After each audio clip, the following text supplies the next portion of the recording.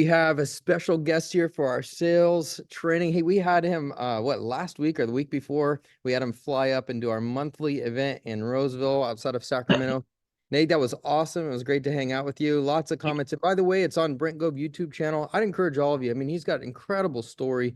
Encourage all of you to hit that, the YouTube channel there and take a look at that. But hey, Nate, take it away today for that 10 minutes of sales, passion, and fire. Thanks for being with us Okay. today. Okay. Well, 10 minutes. I don't know if I can do anything for 10 minutes, but You I'll don't make. have to. Brent always goes about 45, just so you Okay. know. Well, I won't do that to you. I won't do that to you. But today, no, I was really happy to come up. Thank you so much. It was a wonderful experience. But today, I had special instructions. I'm to talk about production.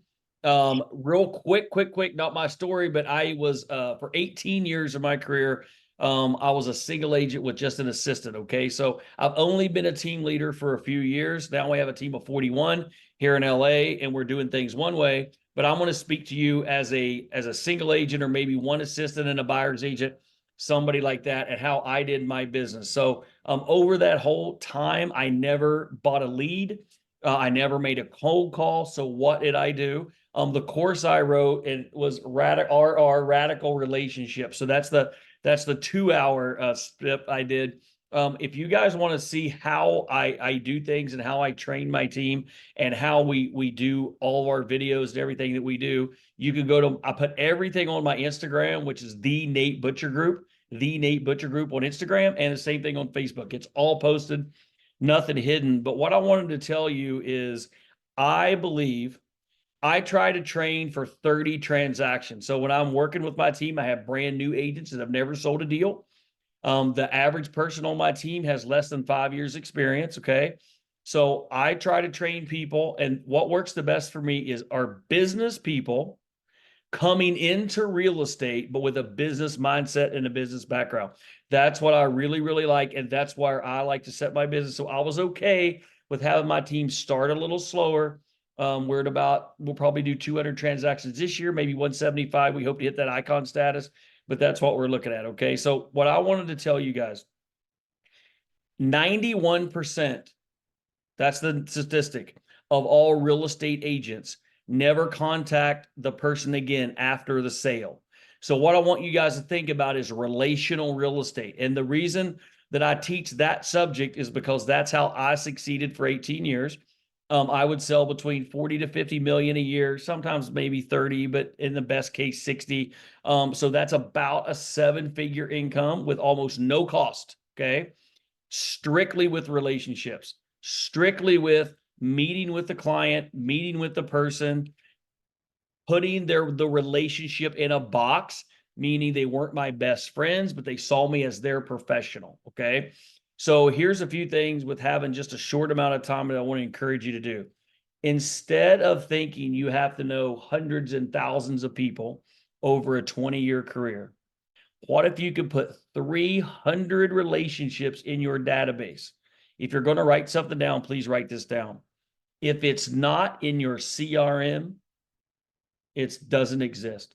If the relationship is not defined in your CRM, it doesn't exist, because here's what happens. We need to take our phone and we need to match it with the relationship. If you do this, you'll never have to make a cold call. You'll never have to call a Google lead. You'll never have to do anything. You'll go to coffee 3 times a week. So think about this. Let's say we took 50 weeks, 2 weeks vacation. Let's just use 50 as a grand number. And you had 3 coffee meetings. 3 coffee meetings a week for 50 weeks. That's 150 relationships. Let's say you only did 35 weeks. 3 years, you could have 300 people in your CRM. Statistically, 10% of your CRM will close every year. Doesn't mean that they will close. It means they'll give you a referral. They'll do all these different things. Okay. So here's the problem that us as salespeople, not business people, as salespeople struggle with. We do 98% of the work perfect. We spend the time on the open house. We make great videos. We make great flyers. We contact the people. We meet the people. We sell them the house. We crush it in escrow. But we leave out the piece that really makes us successful. That piece is we have to physically type the name, the address, the phone number, and the notes in our CRM so we can follow up with those people year after year, because you want those relationships to be long lasting. Does that make any sense? I hope that helps with you guys. So I know all I did was, when I first started, I got out of the military, I was a police officer. So I was like, okay, I got a real estate license to kind of screw around. Like I didn't even really know, but I got it. But because of those relationships, every night I would go to work at 3 p.m. and work till 1 or 2 in the morning. I would go to lunch with those guys. I would go in the LAPD is where I worked. I did that for 4.5 years, and then I got a real estate license. So I was farming for the next 4 years. So what that taught me was all of those relationships built my business until I stepped out of the police department in 2003. Okay. So what I did was I continued to build those relationships. So therefore I never had to buy leads. I never had to worry about Zillow. I never had to worry about anything. Okay. It was those relationships. So what I'm just here to tell you, if you'll define the relationship that you have with the person, and you'll continue with that person, and they see you as their professional, people need to see you as their accountant. People need to see you like their lawyer. People need to see you in that professional manner. The problem with the real estate industry is there's such a low barrier of entry that we oftentimes ourselves do not see ourselves as true professionals. So when we see ourselves as true professionals, that's when we'll set the meeting. That's when we'll do what it takes to make the relationship. So we only have to have 300 people in our life to close 30 transactions. Okay. And I say 30 because in California, that's between 250 and 400 grand a year net after you do it. So that's kind of what I kind of teach to is that's the number. If you want to do more, then you just have more meetings. But some people think, well, Nate, I'm new in real estate. I don't know 300 people. So here's what I encourage you to do. When you meet a person at an open house, when you meet a person, whether they're going to buy a house, whether they can afford a house, it doesn't matter. Ask the person to go to coffee with you. Lunch is a little dicey, right? Because it's a little more intrusive. 20 minutes for coffee so you can present to you who you are as a realtor, and you want to be their realtor for life. It'll kind of set people back because they're not used for people doing that. They'll say, well, Jim or Nate, I don't really want to buy a house. I'm not in the market for a house. But when you go and you sit with that person and you say it's going to be a 20 minutes, you will go an hour and a half with that person. You'll hear about their life. You'll develop their relationship. Then you're going to follow up with that person. So as far as for my production and what I teach for people, that's what really excites me. And here's the greatest thing about relational real estate. You can count on it. It's dependable. They're always going to have family who wants to buy. If you put your relationship in a box, that's super important. So think about it this way. I'm not asking you to have 300 best friends. I would suggest you not have 300 best friends. I would suggest you have relationships where you are their person, meaning you are their real estate expert. Now, I'll give you a great example. I like to use myself, Brent, and James, and maybe Tom Daves. Everybody here know Tom Daves? Yeah, shaking your head, right? Okay. Let's use those guys. I have never been out to dinner with Brent Gove. I have with Brent, but never his wife and my wife on a social basis, best friends. We have known each other for 5 or 6 years, and there's no one more selfless than Brent and James and Tom in my opinion. Okay. That's my opinion of them. Okay. So I model myself after them. I can call Brent. He will call me back every day, even though how busy he is.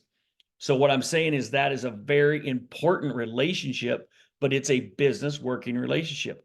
I would say Brent and I, over that 5 years, have developed a friendship, but it's not my inner circle. I might only have 5 people that I've known for 25 years, couples. We go to church together. We hold Bible study together. Those would be my inner circle. But that relationship is no more important than Tom's, which is a little more distant than Brent or James.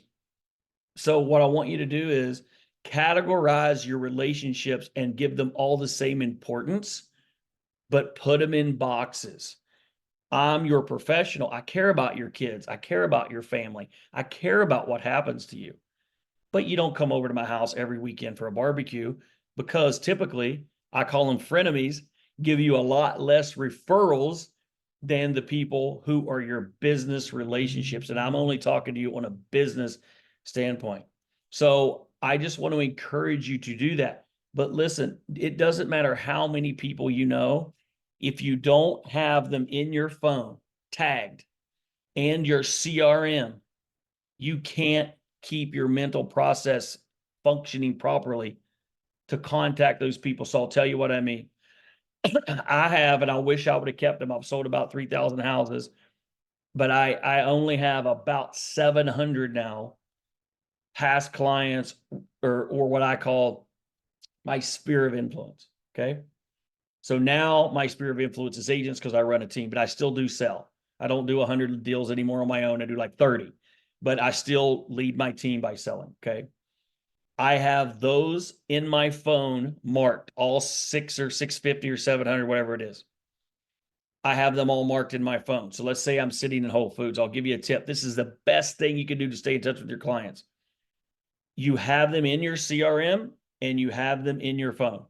You're sitting there and you're waiting to pick your kids up from school, or your moms from 10 to 2s and dads too, right? We drop off at 9 and we pick up. So I always teach people work from 10 to 2, focus. You're sitting there, you're waiting in car line. Leave voice memos for your clients. Go to your text, hit voice memo. Hi, John, this is Nate. I was just checking Facebook and I saw you and your family went on vacation. Man, Hawaii must be really nice. Haven't been anywhere, any place for so long. I'm so jealous. Anyway, it just made me think of you. If you need anything, I'm here. I'm just running around town selling houses like I always do, but I just wanted to say hello. Click. You send that voice memo, then you save that voice memo, and you have touched your client and you know what you said to them each time. Because here's the case. Most people don't have time to talk to you. They don't want to talk to you. The phone rings. How many of you love your parents, but you see your mom calls every day or whatever, and you're like, oh my gosh, this is going to be a 25-minute conversation, right? What about your real estate agent calling? But they want to hear from you. They want to hear you're still active. They want to hear you're still there. They want to hear you're still working hard. So the issue is, we do almost everything right, and then we forget the last little organizational piece. And I'm as bad about it as anybody. I'm a salesperson at heart. I'm not a business detailed oriented person. So I have to have my business people help me, right? I just want to sell, sell, sell. I want to talk, talk, talk. I want to do all these cool things, but I don't manage my stuff. So if you can take those 300 transactions, okay? So when I tell you to ask people to coffee 3 times a week, when I tell you to ask people to meet face to face, what'll happen is it throws them off. Once you've met them in a professional atmosphere, a professional setting, you say, I understand you're not looking to buy a home. I would just like to present to you, because I would like to be your family real estate agent. I'm telling you guys, this works like a charm. You present to them who you are and how you market. Basically, you can do this whole big presentation, but only prepare to speak for 5 or 8 minutes on what you really do. Because what they really want is somebody to connect with them. You'll start talking. You'll talk about your kids. You'll talk about if they're having health problems. You'll talk about all kinds of different things. So if you've connected on that basis, you don't need to do that but one time in your whole time with that 300. One time. After that, send them a video text once a year. Okay. I know it's scary. It's the best thing you could do is use video text. Okay. If you don't know how to do one, it's as easy as this. Here's what I do. Hi, Tommy. This is Nate. I just wanted to let you know I was thinking about you. I hadn't talked to you in 3 or 4 months. I always say I'm just running around town selling houses. That's always my thing. So I just want to let you know I'm thinking about you and your family. I'll talk to you later.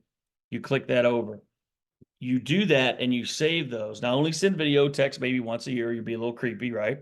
Be appropriate to who you send it to, that type of thing. Other than that, leave voice memos, send them a text, give them a phone call. You'll make those 300 people feel like you're always their person. And then you won't have to think about, where's my Zillow lead coming from after you've been in real estate 5 or 6 or 8 or 10 years. You'll just have 300, 400, 500, 200, whatever your desired production is. So I know that's about, that's about 15 minutes of what I go through. I mean, I could go on forever, guys, with different subjects, but I just want you to really think that it doesn't have to be as hard. I think we've become an impersonal society. I heard the lady, and I'm sorry, let me see if I can see your name. Pam, right. I just logged on and I heard what you said, the last bit of what you said on the last Zoom when Randy was speaking about how you cared and you wanted to see other people. That was so perfect. I wish I could have inserted that into what I was saying. And here's why. If you care about your client, even if you have to try, even if they're not your favorite person, if you care about them as a human being and you are their professional, it's not scary to ask for the referral. When you ask for the referral, that's when your business is going to explode. The problem is most agents, we're afraid to ask for the referral. We don't want to sound pushy. We don't want to sound like a used car salesman. We don't want to sound selly. But if they only know you on a personal basis, they know your wife, they know your kids, they see you on Facebook, they see you on Instagram, but they know you, then you could say, hey, I'm just calling to see if there's anybody that you know that I could help today. It won't be scary. And when they know you care, like Pam described, that she cares about changing people's lives, when they can feel your energy, because people can feel your energy, when they know you're sincere, that's when you're really going to make it. That's when you're going to succeed. So that's what I have for you today. Sometimes little snippets are better than long dissertations because it's hard to remember everything. So if anybody has any questions, I've got plenty of time, but I'm happy to answer anything you need. But I just want to make you just kind of think of relational real estate versus transactional real estate, I think that was awesome. This is what we do. It's short, sweet, and we go and just do our day. So thank you, Nate. So good. Barton says that was powerful. Love it, love it. Brent says hi to everyone, and we're getting ready to start our session here in Maui and hear from a bunch of great speakers. So thank you for coming, everybody. We will see you all next week. All right. Any That of you guys was need awesome. anything, send me a DM. I'll answer any questions you have. Thank you very much.